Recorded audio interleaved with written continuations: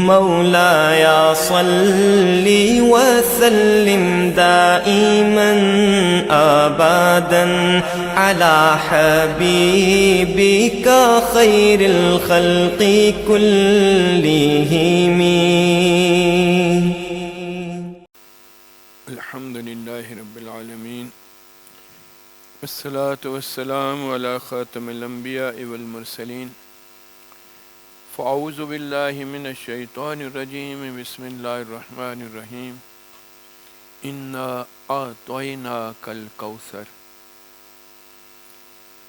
إن الله وملائكته يصلون على النبي يا أيها الذين آمنوا صلوا عليه وسلموا تسليما. اللهم صل على محمد وآله وبارك وسلم وصل عليه. الصلاة والسلام عليك يا سيدي يا رسول الله وعلى آلك وصحابك يا حبيب الله.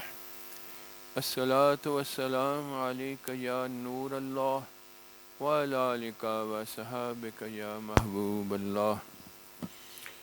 الحمدللہ ثم الحمدللہ. اللہ نے فضل و کرم سے اپنی رحمت کے ساتھ ہم پہ احسان کرتے ہوئے ہمیں اپنے محبوب کی امت میں پیدا فرمایا. ہمارے مالک نے، ہمارا بھلا چاہنے والے، ہمارے پالنے والے، ہمارے پیدا کرنے والے، ہر چیز کے مالک مولا اللہ سبحانہ و تعالی نے ہماری سلامتی کے لیے راستہ زندگی کا پسند فرمایا ہے جس میں ہم سلامت رہیں، وہ ہے دین اسلام. ان الدین عند اللہ الاسلام. اللہ اکبر. اللہ تبارک و تعالی نے اس راستے پہ چلنے کے لیے ہمارے اوپر احسان کرتے ہوئے، سب سے بڑا احسان کرتے ہوئے، اپنے محبوب افضل الانبیاء محمد مصطفیٰ صلی اللہ علیہ وآلہ وسلم کو ہمارے اندر مبعوث فرمایا. اور یہ بات فرمائی لقد من اللہ علی المؤمنین اذ بعث فیہم رسولا. اللہ اکبر. آج میں نے ایک قرآن پاک کی سب سے چھوٹی سورت کی ایک آیت کریمہ تلاوت کرنے کا شرف حاصل کیا. اس سورت مبارکہ میں یہاں طلباء بھی بیٹھے ہیں. عطا کرنے کی جب بات آتی ہے تو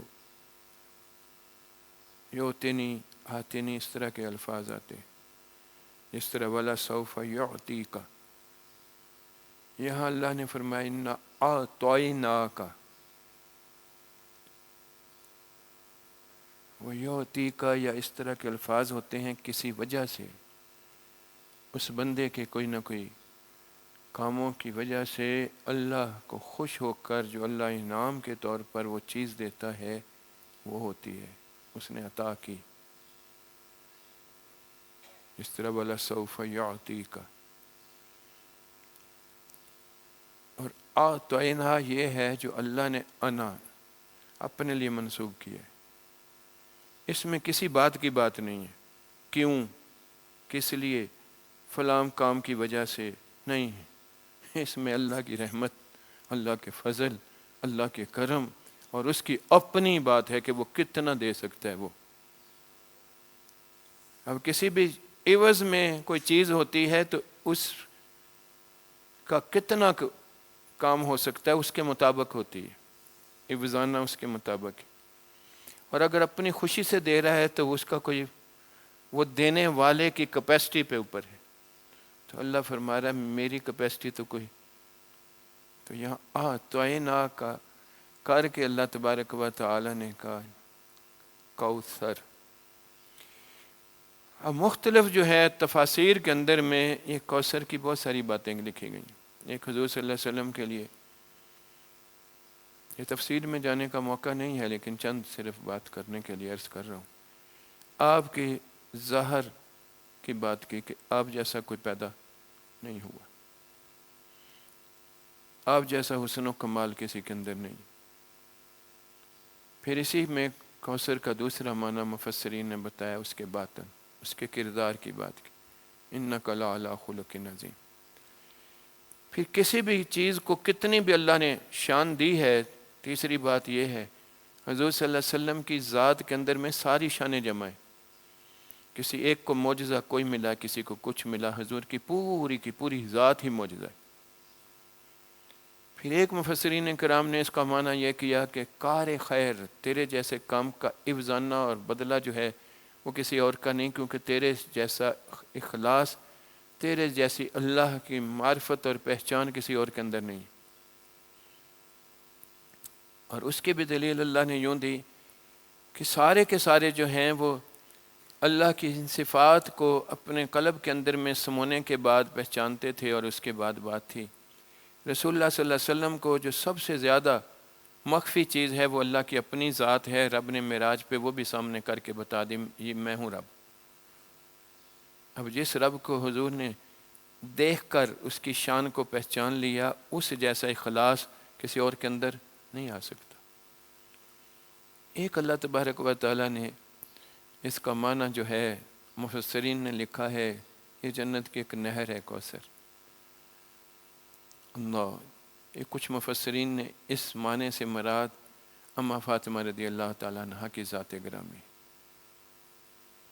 کیونکہ یہ اس کا آنے کا سیاق و سباق اس صورت کا عجیب و غریب ہے۔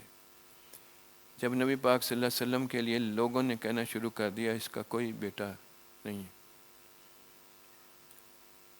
تو وہ عرب کے اندر میں، عرب کلچر کے اندر میں ابتر کہتے تھے اس کے کہ بس ابھی اس کی ساری کام ختم ہونے والی، کیونکہ اس کے پیچھے وارث نہیں ہے۔ تو اللہ تبارک و تعالیٰ نے کہا کہ یہ کہنے والے ابتر ہیں، تجھے تو میں نے یہ اما فاطمہ عطا کی ہے، اور بتایا کہ اس کا نسب جو ہے وہ باقی سارے نسبوں کے اوپر غالب رہے گا۔ مفسرین نے لکھا کہ اس کے اندر یہ جنت کے نہر الگ ہے، جنت کی باقیاں الگ ہیں، لیکن جنت کے اندر کی جو بات ہے اس کے سرداری جو ہے وہ اس کے پھولوں کو حسن حسین رضی اللہ تعالیٰ عنہما اجمعین کے لیے دی۔ تو یہ ماہ مبارک جو ہے یہ ان ہستیوں کے بارے میں تذکرہ کرتا ہے۔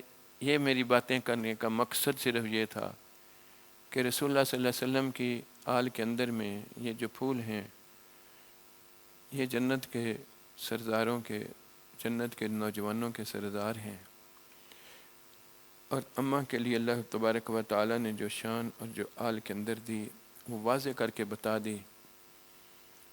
خیر کثیر کی بات آئی تو وہ بات کر دی، اللہ کہ آپ کی امت کو بھی اللہ نے سب سے افضل بنا دیا، آپ کو شفاعت کبریٰ کا اذن، اور یہ ساری چیزیں جو ہیں یہ کثرت والی ہر چیز جو ہے وہ اللہ تبارک و تعالیٰ کی ذات مبارکہ نے رسول اکرم صلی اللہ علیہ وسلم کے لیے دی۔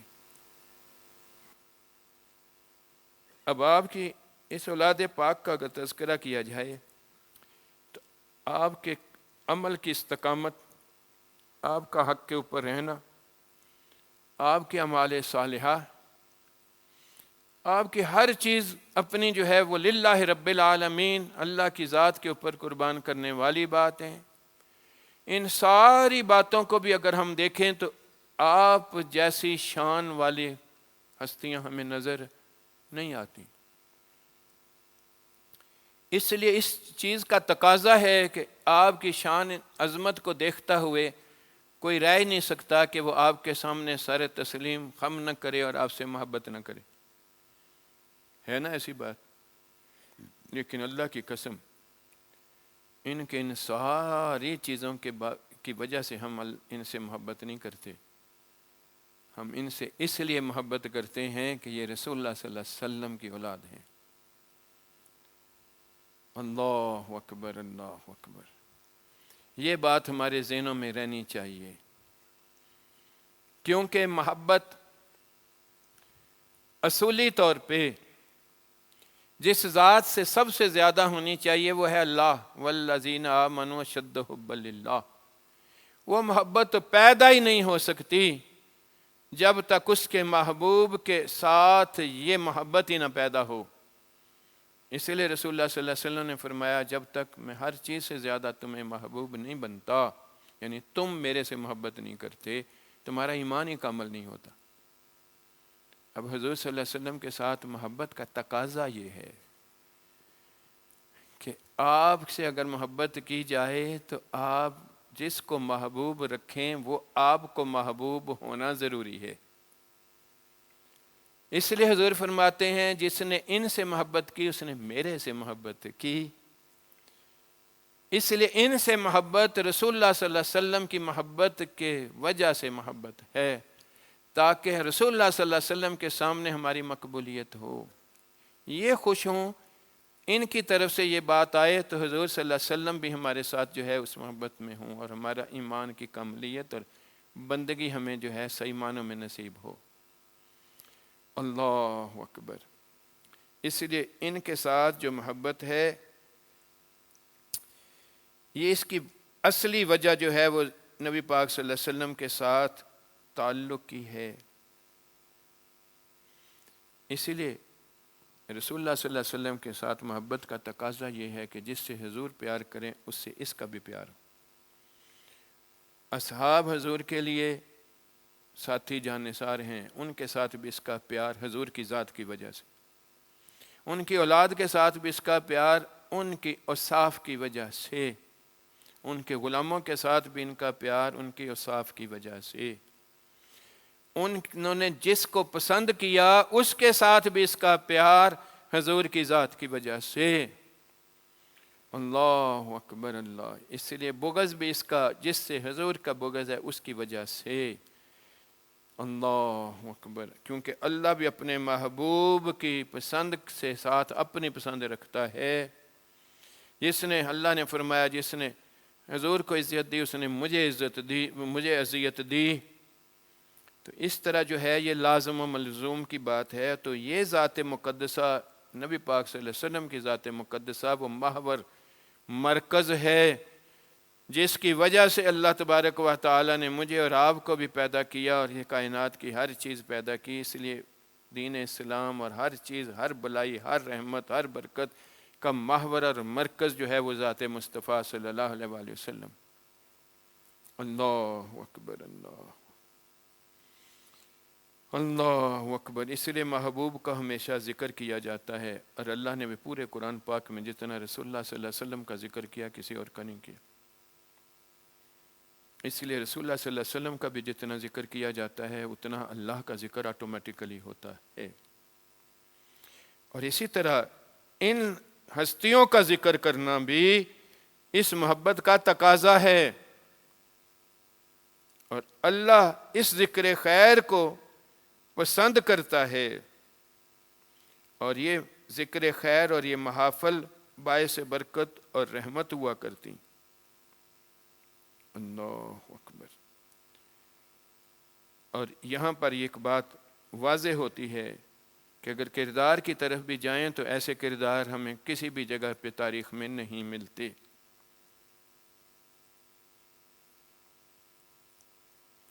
اب کامیابی کا دار و مدار کہ یہ بات کامیاب ہو گیا لہذا یہ ٹھیک تھا، یہ آج کے دور میں یہ ہے کہ جو کامیاب ہو گیا وہ جیت گیا، وہ یعنی طاقت جو ہے یہ حق کا معیار ہے۔ یہ آج کے دور کا نہیں ہے، یہ فرعون سے لے کر یزید تک اور یزید سے صہیونی دہشت گردوں اور ان کے سرپرستوں تک یہی معیار لیا جا رہا ہے۔ جبکہ اللہ تبارک و تعالی حق، جس نے حق کے ساتھ اپنے محبوب کو مبعوث کیا اور ان کے ان جانثاروں میں اس اولاد پاک کے اندر میں انہوں نے کرائیٹیریا طاقت کا کس کو دیا، کامیابی کا کس کو دیا؟ حق کو۔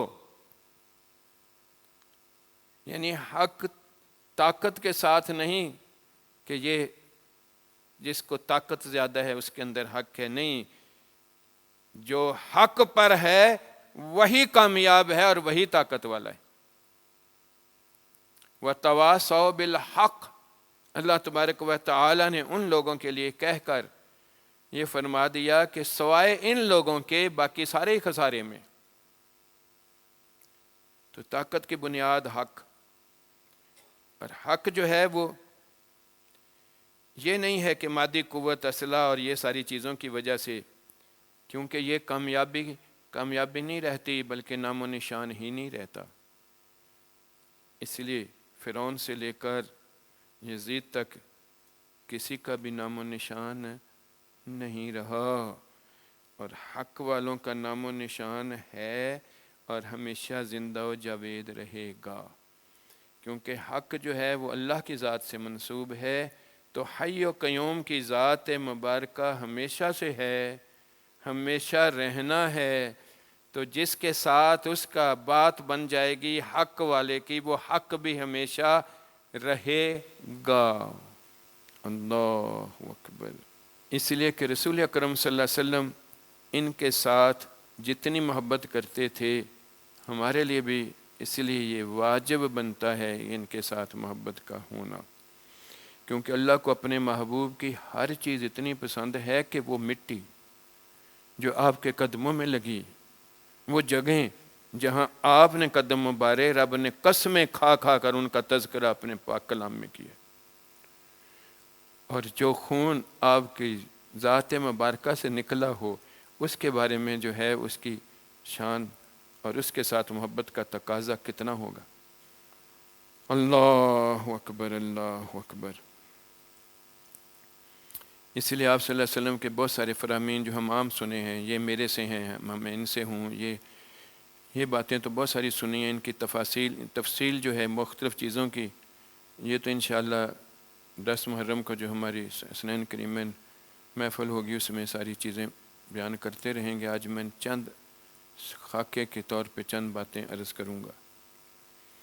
رسول اللہ صلی اللہ علیہ وسلم کی اولاد امجاد کا اعزاز و اکرام کئی احادیث سے واضح ہے، جس طرح میں نے ابھی عرض کیا، لیکن ایک ارشاد عجیب و غریب ہے، فاطمۃ بضاعۃ منی یقبضنی ما یقبضها و یبسطنی ما یبسطها، یعنی فاطمہ میرے جگر کا ٹکڑا ہے، جو بات اسے ناپسند ہو مجھے بھی پسند نہیں آتی، اور جو اسے پسند ہو اس سے مجھے مسرت ہوتی ہے۔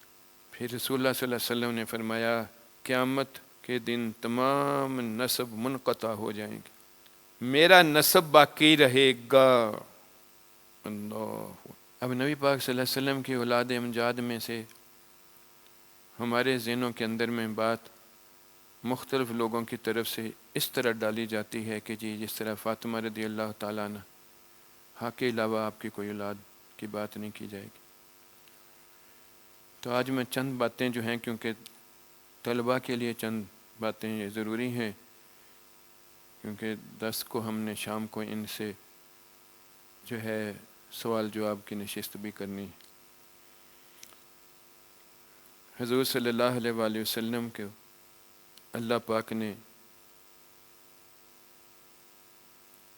اولاد جو دی، ان کا ذکر آج تھوڑا سا عرض کرتا ہوں۔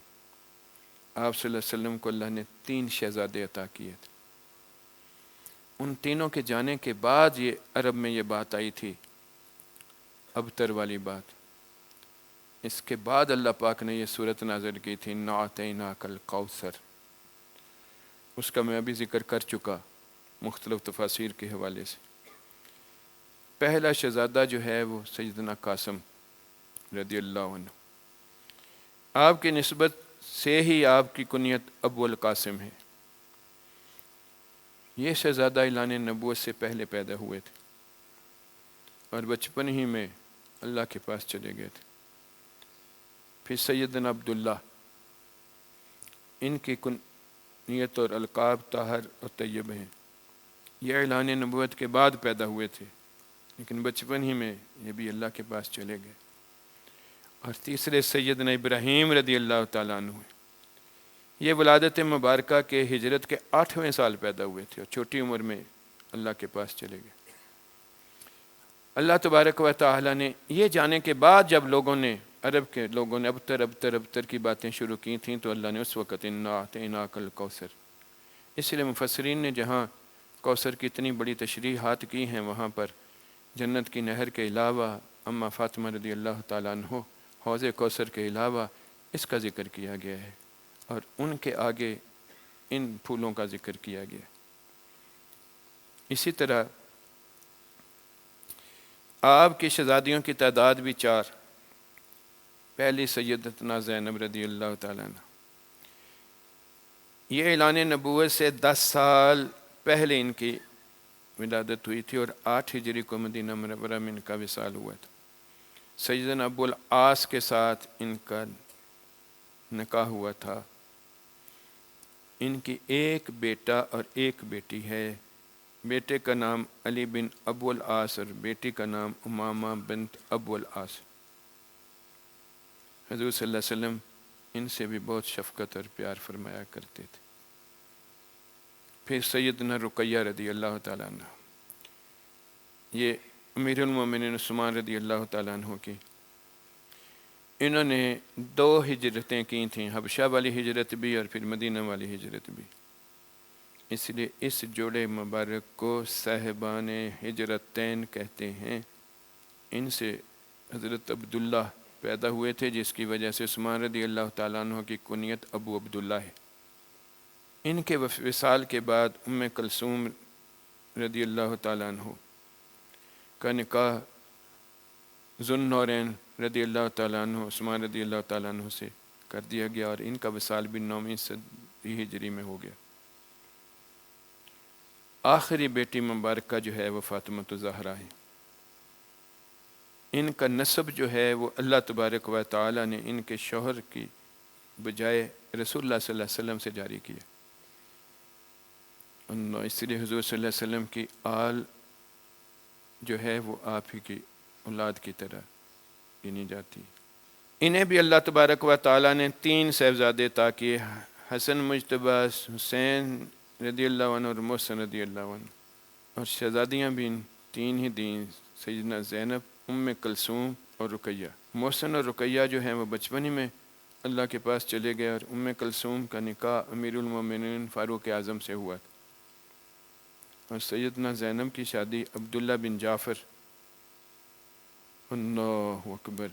جب ان سے پیار کی یہ بات ہے تو سب سے اسلام کے اولین لوگ جو تھے صحابہ کرام رضی اللہ تعالیٰ عنہم اجمعین، ان کا ان کے ساتھ کتنی محبت اور پیار ہوگا۔ وہ اتنا زیادہ تھا کہ ان کو اپنی اولادوں سے، اپنی ہر چیز سے زیادہ پیار کی باتیں ہوتی تھیں۔ ہم نے ابھی عمر رضی اللہ تعالیٰ عنہ کے دن میں ان کا ان لوگوں، ان حضرات قدسیہ کے ساتھ محبت اور پیار اور ادب کی باتیں جو ہیں وہ ہم نے یاد، وہ اتنی قدر کی نگاہ سے دیکھتے تھے کہ بدری صحابہ کے برابر کا ان کو جو ہے وہ اس وقت جو لوگوں کو وظیفے ملتے تھے تو ان کو ملتا تھا۔ یہ بدر میں تو شامل نہیں تھے، لیکن ان کی قدر و منزلت شیخین کریمین کے اندر کتنی تھی، یہ باتیں تو ہم نے کافی سنی ہیں، پڑھی ہیں۔ عام صحابہ رضی اللہ تعالیٰ عنہ مجمعین، عام تو نہیں، یہ بھی خاص ہیں۔ 1-2 مثالیں آج میں وہ عرض کرتا ہوں۔ ابو ہریرہ رضی اللہ تعالیٰ عنہ، اللہ اکبر اللہ اکبر۔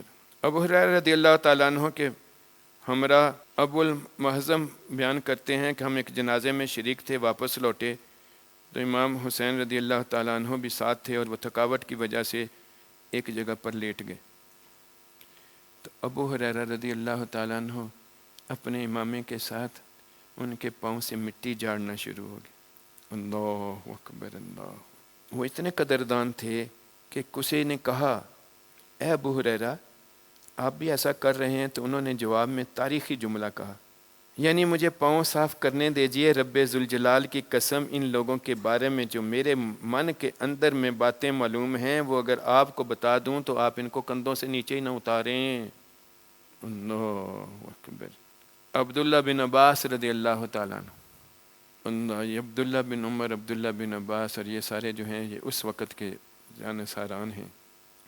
عبداللہ بن عباس رضی اللہ تعالیٰ عنہ کے باغ میں حسن المجتبی اور امام حسین رضی اللہ تعالیٰ عنہ تشریف لائے۔ انہوں نے باغ کو دیکھا، چکر لگایا، پانی کے چھوٹے نالے کے قریب کنارے میں تشریف لے بیٹھ گئے، اور حسن مجتبی نے فرمایا، یعنی کچھ ناشتہ باشتہ ہے کھانے کو؟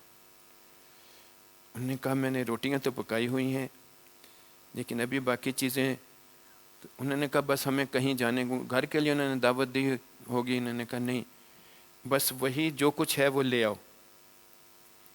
تو وہ روٹی، کچھ نمک اور سبزی کے 2 گچھے تھے وہ لے آئے۔ آپ نے ان کو کھایا اور کھانے کے بعد شکر ادا کیا۔ اتنی دیر میں آپ کے خدام آپ کے پیچھے تیار کردہ بہت اعلیٰ ڈشوں کے ساتھ ناشتہ لے کر آئے۔ آپ نے فرمایا باغ کے تمام لڑکوں کو جمع کر لو، وہ آگے آپ نے ناشتہ ان کے آگے رکھ دیا اور کہا یہ آپ لوگ کھاؤ۔ کہا حضور آپ بھی؟ انہوں نے کہا میں نے کھا لیا ہے، اور جو مجھے اس سے سکون ملا ہے اس سے زیادہ مجھے اور کی ضرورت نہیں۔ پھر انہوں نے وضو کیا تو سواری لائی گئی، تو عبداللہ بن عباس رضی اللہ تعالیٰ عنہ اس کی رکاب پکڑ کر کھڑے ہو گئے کہ آپ اس کے اوپر چڑھیں، اور اس طرح انہوں نے خدام کی طرح ان کو اس کے اوپر چڑھایا۔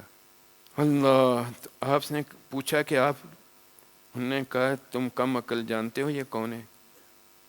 یہ دونوں سرور عالم کے شہزادے ہیں، کیا مجھ پر اللہ کے یہ احسانات نہیں کہ میں ان کے لیے اس طرح جو ہے خدمت کروں؟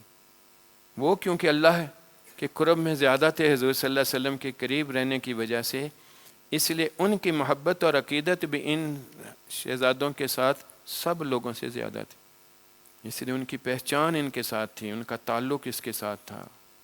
ہمارے لیے بھی یہ محبت کو قائم رکھنا بڑا ضروری ہے، ان کا ذکر کرنا محبت کے ساتھ، ان کی باتوں کے اوپر عمل کرنا، اور یہ ساری چیزیں جو ہیں، اس لیے محبت کے ساتھ ان کا تذکرہ کرنا، ان کا ذکر کرنا، یہ ہمارے لیے گناہوں کا نہ صرف کفارہ ہے بلکہ ان کی روحوں کے خوش ہونے کے ساتھ ان کی سفارش رسول اللہ صلی اللہ علیہ وسلم کی شفاعت کا ذریعہ ہے، اور رسول اللہ صلی اللہ علیہ وسلم کی شفاعت بندے کے لیے جنت کا ذریعہ ہے۔ یہ چند باتیں میں نے صرف اجمالاً عرض کی ہیں کہ ان کے ساتھ اللہ کے رسول صلی اللہ علیہ وسلم کی محبت، وہ ہم نے بہت دفعہ پہلے بھی سنی کہ حضور صلی اللہ علیہ وسلم نماز پڑھ رہے تھے تو دیر ہو گئی، پیچھے لوگوں نے دیکھا کہ ابھی دیر ہو گئی ہے، خدا نخواستہ کسی کے دل میں آیا کہ کہیں اللہ کے پاس تو نہیں چلے گئے، اس نے نظر اٹھائی تو دیکھا کہ کندھوں پہ امام حسین رضی اللہ تعالیٰ عنہ موجود۔ آپ نے سجدہ طویل کر دیا، اللہ اکبر اللہ۔ انہوں نے 5-6 سال کی عمر تک حضور کی گود میں پرورش پائی، مجلسوں میں حضور ان کو ساتھ بٹھا کے اپنے ساتھ رکھتے تھے، اور اس طرح ان کے ساتھ باتیں تھیں، اور صحابہ یہ وارفتگی حضور صلی اللہ علیہ وسلم کی دیکھتے تھے تو وہ کیسے نہ قربان ہوتے ان کے اوپر۔ اللہ! اس محبت کا غلبہ ہمارے لیے اس لیے نہیں ہے کہ آپ نے اپنے عمل کے ساتھ دین کے اوپر رہ کر اپنی جانیں قربان کی، آپ کا کردار یہ تھا، وہ تھا، فلاں تھا، فلاں تھا، یہ بہت نیچے کی بات ہے۔ آپ کا حضور صلی اللہ علیہ وسلم کا خون ہونا اس سے بھی بلند تر بات ہے۔ اللہ اکبر اللہ اکبر۔ اور صحابہ کرام رضی اللہ تعالیٰ عنہم اجمعین ان سے محبت اسی وجہ سے کرتے تھے کہ یہ حضور کی اولاد ہیں، انہوں نے ان کے کوئی کردار، کوئی بات نہیں دیکھی، انہوں نے جنگ بدر میں ان کو کافروں کے ساتھ برسر پیکار نہیں دیکھا، لیکن اس کے برابر کا ان کو جو ہے وہ معاوضہ ملتا تھا، اور ان کی عزت و تکریم کی جائے، کیوں؟ یہ حضور کی اولاد تھی۔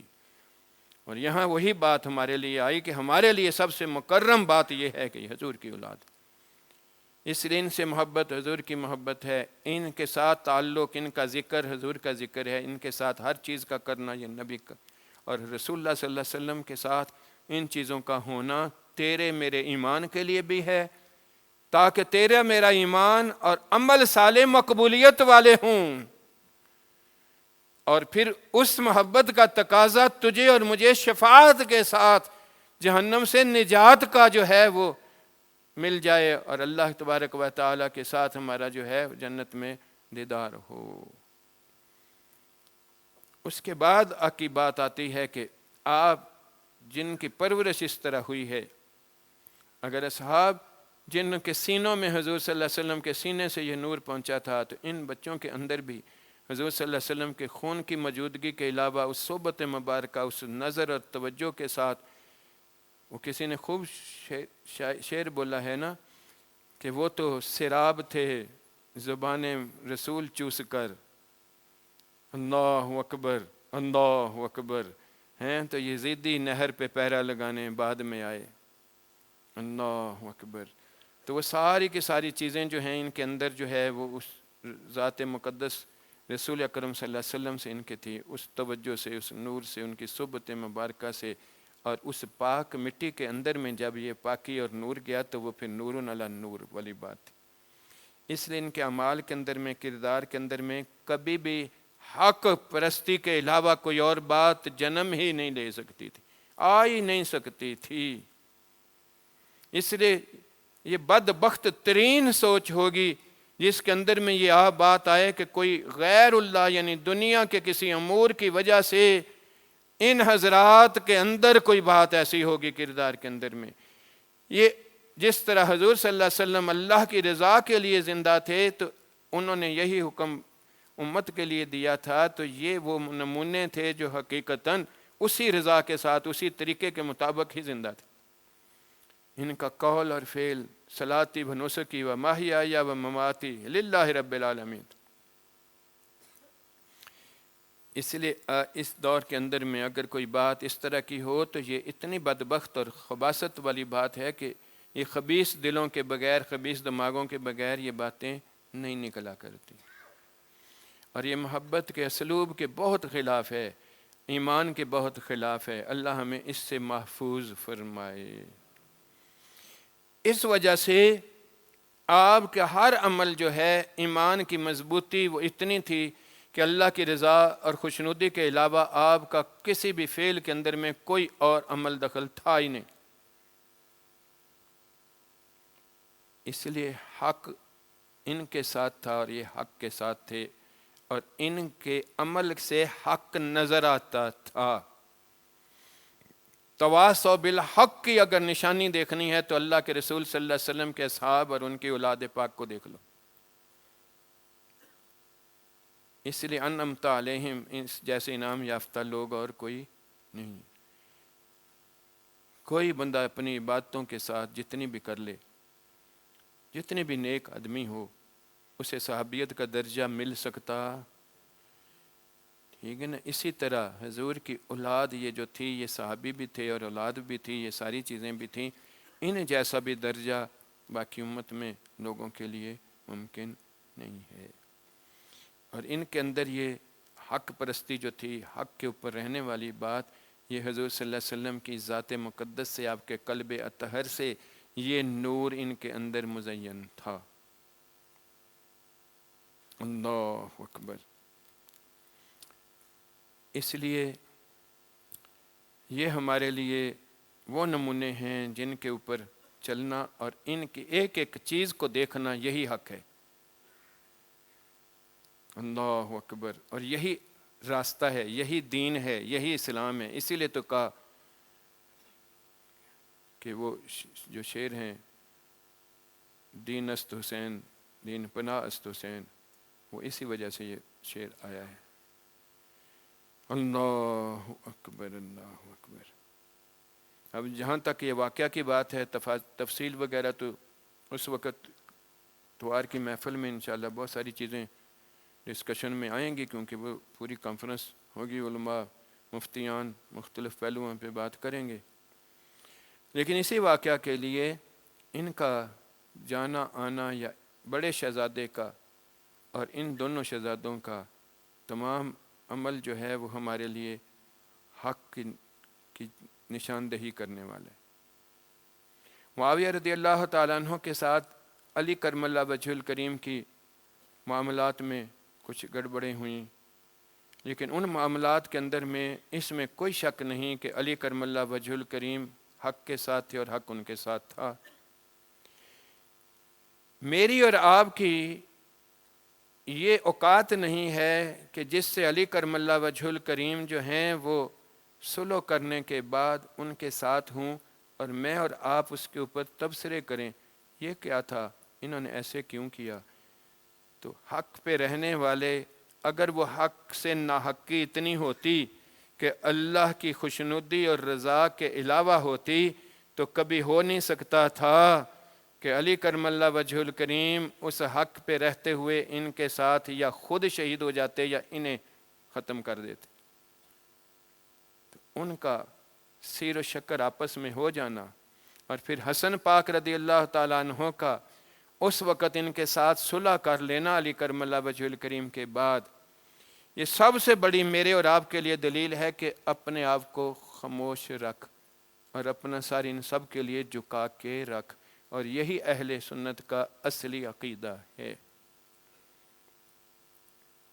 اس لیے حسن رضی اللہ تعالیٰ عنہ بھی وہی خون ہے.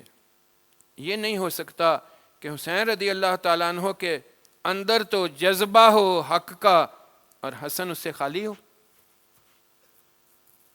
یہ کبھی نہیں ہو سکتا، کیونکہ حسن پاک حسین رضی اللہ تعالیٰ عنہ کے بڑے ہیں اور وہ ان کو اپنا استاد بھی گنتے ہیں، اپنا مرشد بھی گنتے ہیں، اپنا بڑا ہادی اور رہنما بھی گنتے ہیں. ایک واقعہ صرف سنا دیتا ہوں. حسن رضی اللہ تعالیٰ عنہ نے اپنی ایک بیوی کو طلاق دینے کا فیصلہ کیا. خاندان والے پریشان تھے کیونکہ وہ بڑے تھے اس وقت گھر میں، کسی کی اتنی بات نہیں ہو رہی تھی کہ ان کے ساتھ کوئی اور طریقے سے بات کریں یا پوچھیں. بھائی تھا، قریبی تھا، اس سے بات کی. یہ گئے ان کے پاس، بھائی جان کوئی وجہ تو بتا دیں آپ. حسن رضی اللہ تعالیٰ عنہ کی بات سنے. نے کہا حسین تو نے قرآن نہیں پڑھا؟ نے کہا آپ کے ساتھ تو پڑھتا رہوں. اس نے کہا قرآن نے کیا کہا ہے میاں بیوی کی اندر کی بات جو ہے وہ کسی دوسرے کے سامنے. حسین کہنے لگے ہاں پڑھا تو میں نے بھی بات ہے، لیکن اتنا آگہی شعور اور اتنی جو ہے شرح صدر جو ہے وہ میں نے کہیں نہیں پائی جو میرے بھائی کے اندر ہے. کچھ عرصے بعد آپ نے اس کو طلاق دے دی.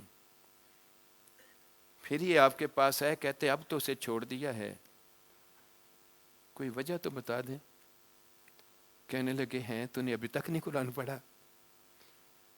نے کہا اب میرے لیے وہ غیر محرم ہے، میں اس کے لیے بات کروں، کیا میرے لیے جائز ہے؟ اللہ اکبر. یہ ہے تقوی و طہارت.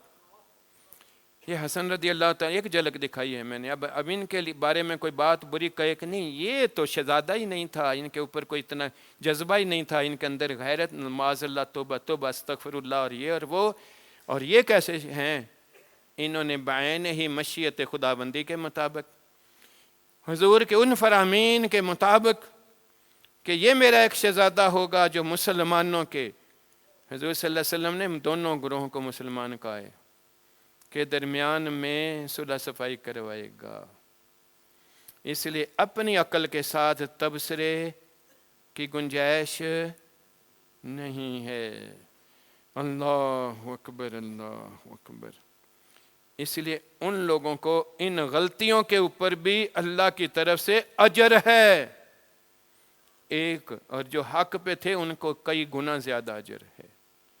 اس لیے ان کے درجات میں زمین آسمان کا فرق ہوگا.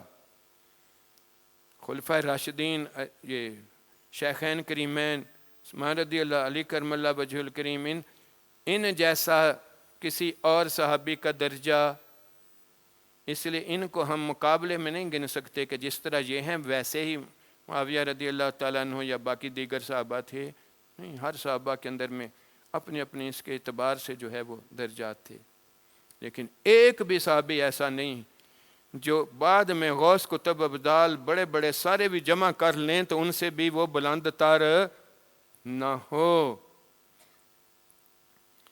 اس لیے حضور نے صاف لفظوں میں کہہ دیا اللہ اللہ فی صحابی. اپنی زبان بند رکھنا، ان کے بارے میں کوئی بات نہ کرنا، تم مارے جاؤ گے. تو حضور صلی اللہ علیہ وسلم نے جب یہ بات کر دی تو ہمارے لیے کتنا واجب ہے کہ اپنا سر تسلیم خم کر کے رکھیں. تو اس لیے ان دونوں شہزادوں کی ہر وقت کی زندگی للہ رب العالمین تھی. وہ حالات ایسے تھے کہ بالکل اللہ کی رضا کے لیے حسن پاک نے یہ سارے کام کیے. پھر صلح ان کی ہو گئی، اس صلح کی خلاف ورزی ہوتی رہی، لیکن ذات کی حد تک آپ نے کوئی بات نہیں کی.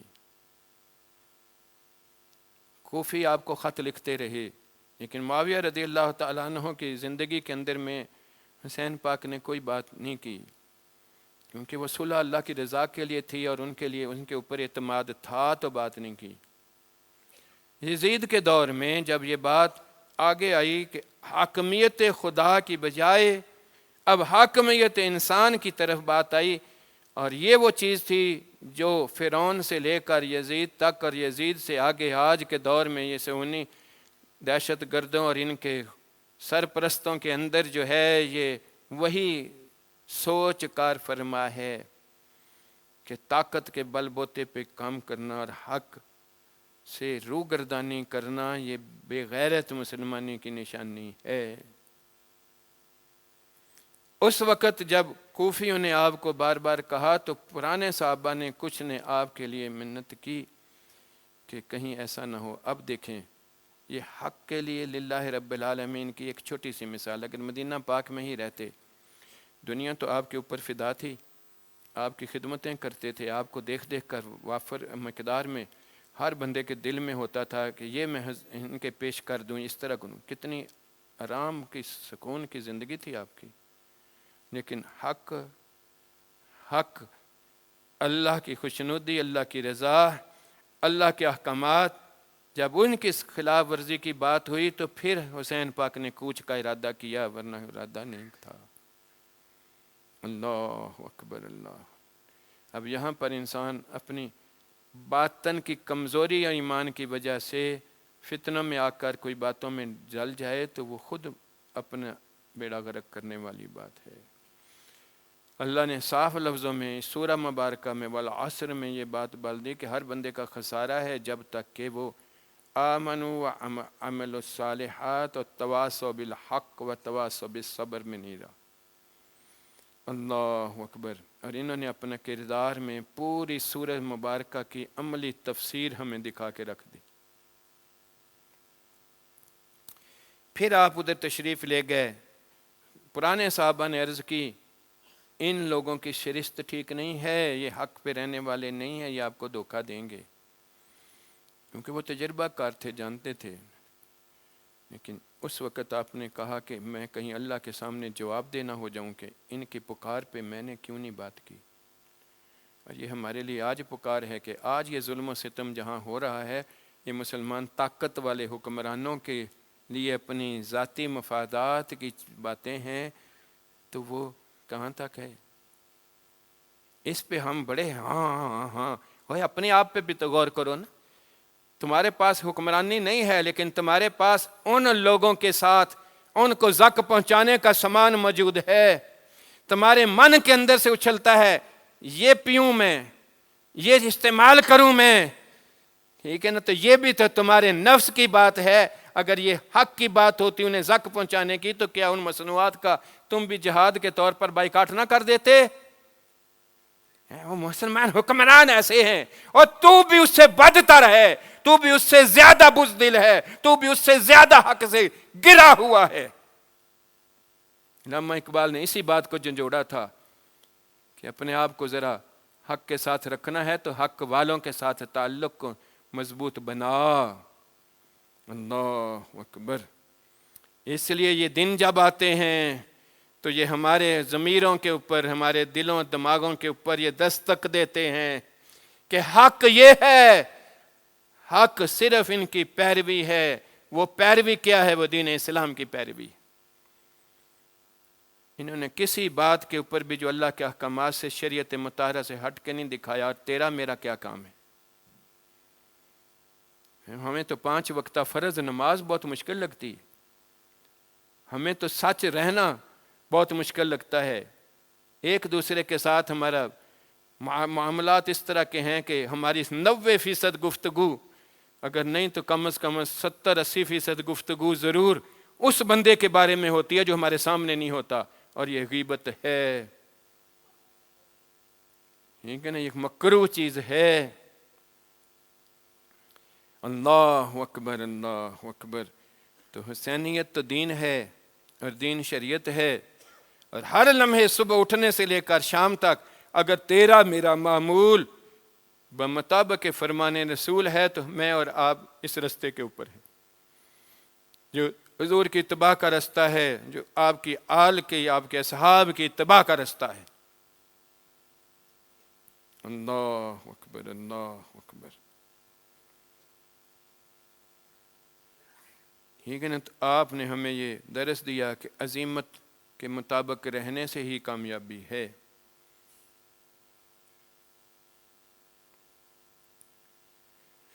اللہ پاک اپنے پاک کلام میں فرماتا ہے کہ جب بارش کے پانی پر بھی جھاگ ہوتا ہے لیکن وہ ضائع ہو جاتا ہے، اور وہ پانی جو لوگوں کے لیے نفع بخش ہے وہ زمین میں باقی رہتا ہے. یہ اللہ نے مثالیں ہمیں دیں. یہ ذات مقدسات ہمارے لیے یہ چیزیں تھیں. جب تک دلوں کے اندر جذب نہ ہو یہ محبت، اس پانی کی طرح جو زمین میں داخل ہو جاتا ہے وہ نفع نہیں اس جگہ پہ دیتی، اسی طرح جب تک یہ محبت اور یہ اتباع ہمارے دلوں کے اندر جذب نہ ہو اتنی دیر تک اس بندے کو اس دین کا نفع نہیں مل سکتا۔ یہ سورۃ رعد میں اللہ نے واضح طور پر ہمیں بارش کی مثال دے کر سمجھا دیا۔ اب دین اسلام ہمارے لیے موجود ہے، نظر آ رہا، جو ہم اپنی اپنی طبیعتوں کے تقاضوں کے مطابق اپنے آپ کو بچانے کے لیے، سیو کرنے کے لیے، اپنے آرام کی خاطر اپنی طبیعت کے مطابق ہم بنا کے رہیں گے، یہ جھاگ ہے جو تو ختم ہو جائے گی۔ اور جو اندر داخل ہونے، ان لوگوں کے اندر داخل ہوا تھا، اس گٹی سے لے کر آگے تک اس خون کی موجودگی کے اندر میں، اس لیے یہ دین کی خاطر آگے چلتے رہے۔ صحابہ کے اندر بھی یہ نور داخل ہوا تھا، وہ سنتے بعد میں تھے کلام، ماننے کو پہلے تیار ہوتے تھے۔ تو اللہ تبارک و تعالیٰ نے سب باتوں کا نچوڑ اس بات میں سورۃ رعد میں دے دیا کہ اگر اندر جذب نہ ہو جائے رحمت تو بندہ جو ہے وہ اس کے اوپر نفع نہیں لے سکتا، زمین سے نفع نہیں آ سکتا جس کے اندر پانی جذب نہ ہوا ہو۔ اسی طرح جس بندے کے دل کے اندر میں ایمان جذب نہ ہوا ہو، اور وہ ایمان جذب ہوتا ہے ان نسبتوں سے، ان محبتوں سے، اس اتباع کے ساتھ، اس تعلق سے، اس لیے وہ جس کے اندر اللہ نے یہ نور ڈال کے بھیجا تھا وہی نور ان سینوں کے اندر جذب ہوا تھا۔ تلیرا ابو آمنا، ہم مسلمان ہیں، ہم پیدا ہوئے، میں بھی ایمان والا ہوں، اس نے بھی آ کے کہا میں ایمان والا ہوں۔ اللہ نے فرمایا قل لم تؤمنوا، میرے محبوب بتا لم تؤمنوا، بات نہیں بنی، ولکن قولوا اسلمنا، اینا کہ میں منیا ہے صرف، ولما يدخل الایمان فی قلوبکم، گل ادوں بنے گی جدوں ایدا حصہ بن جائے گا۔ وہ حصہ بنا ان کے اندر جس کو کہا میرے آپ کے امام نے چمک تجھ سے پاتے ہیں پانے والے ہیں، میرا بھی دل چمکا دے چمکانے والے۔ یہ تھی الف اللہ چمبے دی بوٹی ان کے اندر، اس لیے اللہ کی رضا کے لیے ان کی زندگی تھی۔ اس ذات مقدس جس سے یہ نور ان کے اندر آیا تھا اس کی محبت ہی ان کا محور تھا، اسی محبت سے ہی، اس کی اتباع کے ساتھ ہی، اسی کے کرنے سے، اسی کے کہنے سے، اسی کو خوش کرنے سے وہ اللہ کے احکامات پہ عمل پیرا تھے، رب خود بخود ان سے خوش ہو رہا تھا۔ وَمَن يُطِعِ الرَّسُولَ فَقَدْ أَطَاعَ اللَّهَ، اللہ اکبر، اللہ اکبر۔ یہ دین کے اصل، یہی دین کے اصل، جب یہ لیول آیا تو اس اصل کے اوپر یہ قائم رہے، کیونکہ تو ان کے اندر کاشت ہوئی تھی۔ اس لیے اگر بعد میں وہ باتیں کریں کہ کربلا کے بعد جو باتیں ہوئیں، اماں زینب کے باتیں جس طرح ہوئیں، آگے چیزیں تو وہ انشاءاللہ پرسوں کانفرنس میں ہوتی رہیں گی، تو ان بھوٹوں کی چمک اس وقت ان کی نظر آتی رہی، اور وہی چمک جو ہے وہ قیامت تک دین کی اصل شکل میں قائم رہنی ہے۔ اللہ اکبر۔ اس لیے انبیاء کے بعد صدیقین، وہ خلفۂ راشدین رہ گئے، وہ دین کی اصل شکل قائم رہی جس کو اللہ کے رسول صلی اللہ علیہ وسلم نے فرمایا میرے 30 سال بعد یہی چیز ہوگی، اور اس کے بعد بادشاہت آئے گی، اور پہلا بادشاہ جس کو حضور نے خود کہا تھا، یہ ہر قوم کے اندر بادشاہ ہوتا ہے، میری قوم کا بادشاہ یہ معاویہ ہے رضی اللہ تعالیٰ عنہ، لیکن اس وقت تک وہ عادل تھے، ساری چیز کرتے رہے، لیکن اس کے بعد جو بادشاہت بنی وہ پھر بادشاہت اپنی نفسانی بنی، اللہ کی رضا کی بجائے اپنی۔ اس وقت پھر شہداء، انہوں نے کہا یا اللہ کی رضا رہے گی یا نہیں رہے گی، کیونکہ انبیاء اسی کام کے لیے آئے تھے، تو اللہ نے حضور کے آگے بیٹا نہیں دیا، لیکن آپ کی اس آل کی وجہ سے اس وقت جو ہے وہ یا دین کے اوپر ہاں تھی یا نہ تھی، کوئی دوسری بات کمپرومائز نہیں تھا۔ تو آپ نے جس وقت تک کمپرومائز تھا، حسن رضی اللہ تعالیٰ عنہ وہ اسی طرح رہے، جب کمپرومائز کی گنجائش ختم ہو گئی تو سب کچھ قربان کر دیا۔ اللہ اکبر، اللہ اکبر۔ اس لیے وہ قربان کر کے بھی زندہ ہیں اور زندہ رہیں گے، کیونکہ دین ہے، دین است حسین، دین پناہ است حسین۔ تو آج بھی جہاں بھی دین ہے وہاں پر حسین ہے، اور تیرے میرے لیے بھی یہ پیغام رہ گیا۔ کوئی لمحہ ہو کس طرح بات ہو، حکم خدا سے روگردانی تیری یزیدیت ہے، میری یزیدیت ہے۔ اور اگر میں اور آپ اس کی رضا اور خوشنودی کے لیے اس محبت کے غلبے کے ساتھ اس طرح ہیں تو ہر وقت کے لیے تیرے میرے لیے جو ہے وہ یہ ہے، وہ قربانی آج تیرے میرے لیے قربانی اور طرح بھی ہے۔ تیرے من کے اندر میں وہ بات نہیں آتی کہ میں حکم خدا پہ عمل کروں، اس مرضی کو قتل کر، اس کے خلاف جہاد کر، اس یزیدیت کو، اس باطل کو مار، حق پہ آ، احکامات خدا کے اوپر ڈھال جا۔ لیکن وہ صالحین کا درجہ جو ہے وہ اسی ڈھالنے کے لیے ہے۔ چوتھا گروہ جو اللہ نے فرمایا شہداء کے بعد، اور دیکھو ان صالحین کے دور کے اندر میں دیکھو، کسی بھی دور میں سیدنا عبدالقادر جیلانی سے لے کر میرے مرشد مبارک تک جو بھی نسبت کے ساتھ پکی وابستگی ہوئی، جن کے اندر داخل ہوا، وہ پانی کی طرح جذب ہو گیا جن کے قلوب کے اندر میں، نور داخل ہو گیا، اللہ یاد رہا، دل ہی کرتا ہے نہیں پڑھنے کو، ارے دل نے کہا اللہ، تو پھر اس نے پڑھنا شروع کر دیا۔ تو وہ حسینیت اصل یہ ہے، ٹھیک ہے نا، وہ حق یہ ہے۔ تو اس کی بات دیکھو تو وہی پورے کا پورا دین میں رہا ہے۔